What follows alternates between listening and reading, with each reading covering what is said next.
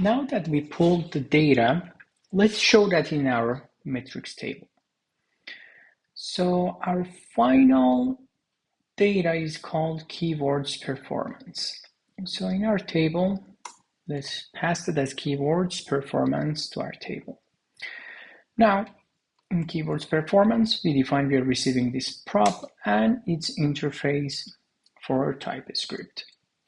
So then here we have keyword, we have impression, clicks, click-through rate, and position.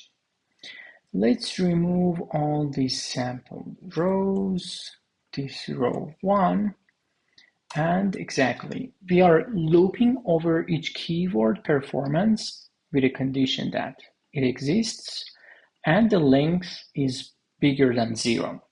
We need to add this because this is a client component. It takes some time.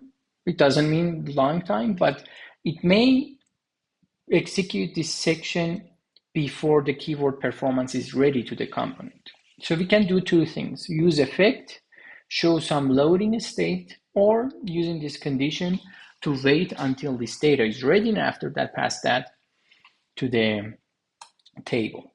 So we need to add some key because we are looping and each child should have a key.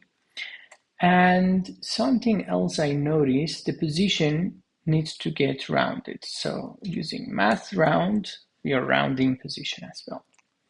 So if we save and refresh our page, or if we don't need to even refresh, this is how the result looks like. In this course, I'm not going to teach you the details of sorting, when we click here, how to sort that, or multi-sorting, etc., or pagination.